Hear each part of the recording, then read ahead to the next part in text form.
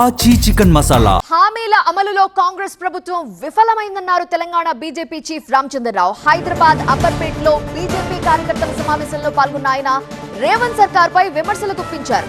కాంగ్రెస్ ప్రభుత్వంపై 2.5 ఏళ్లలోనే ప్రజా వ్యతిరేకత కనిపిస్తోందన్నారు. మరోవైపు ధాన్యం కొనుగోళ్లపై కాంగ్రెస్ అసత్య ప్రచారం చేస్తోందని అన్నారు. ధాన్యాన్ని కేంద్రం కొనుగోలు చేయాలని సీఎం రేవంత్ అంటున్నారని, కేంద్రం కొనుగోలు చేస్తే ముఖ్యమంత్రిగా నువ్వెందుకు ఉండటం అని ప్రశ్నించారు రామచంద్రరావు. ఒకవైపు కాంగ్రెస్ పార్టీ ప్రజలకు అనేక వాగ్దానాలు ఇచ్చి అబద్ధాల ఒక ప్రచారం చేసి ఈరోజు అధికారంలో వచ్చారు. మరి వచ్చినటువంటి 2.5 సంవత్సరాల్లోనే ఈ యొక్క ప్రభుత్వం మీద ప్రజల వ్యతిరేకత ఈరోజు స్పష్టంగా మనకు కనబడతా ఉంది. తెలంగాణలో ఏ వర్గం కూడా ఈరోజు సంతృప్తిగా లేరు.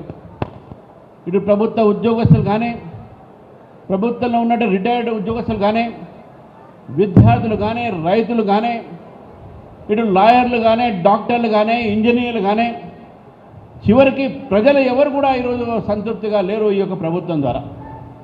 కానీ తెలంగాణ ప్రభుత్వం, ఈ కాంగ్రెస్ ప్రభుత్వం ప్రజలకు అబద్ధాల ప్రచారం చేస్తూ ఉంది. గ్లోబల్ ప్రచారాలు కాంగ్రెస్కు పెట్టిన పేరు. ఈ కాంగ్రెస్ ప్రభుత్వం అబద్ధాల ప్రభుత్వాలుగా మారింది. ఈరోజు తెలంగాణలో అబద్ధాలు ఆడుతూ ఉన్నారు, దేశంలో కూడా అబద్ధాలు ఆడుతూ ఉన్నారు. రైతులకు సంబంధించిన దాంట్లో మన ఒక అందరి ఒక ఎమ్మెల్యేలు, ఎంపీలు, ఎమ్మెల్సీలు అందరూ కూడా కలిసి ఆ కొనుగోలు కేంద్రాలకు వెళ్తే అప్పుడు ప్రభుత్వం కళ్ళు తెరిచి ఒత్తిడి పడి ధాన్యం కొనడం మొదలుపెట్టారు. ఇంకా చాలా ధాన్యం అంటే మిగిలిపోయింది. ప్రభుత్వం కొనలేని పరిస్థితిలో ఉన్నారు. ఎంఎస్పి ధరకు కొనకుండా రైస్ మిల్లర్స్తోని తక్కువ ధరకు అమ్మించి బలవంతంగా ఈరోజు రైతులకు అన్యాయం చేసినటువంటి ప్రభుత్వం ఇది. చివరి ధాన్యం దాకా కొంటా అని చెప్పేసి చివరికి ఇప్పుడు ఏమంటున్నారు, కేంద్రం ధాన్యం కొనాలంటున్నారు. మరి నువ్వు ఎందుకయ్యా ముఖ్యమంత్రి? చెప్పింది నువ్వు, ముఖ్యమంత్రి గడ్డ ఎక్కింది నువ్వు.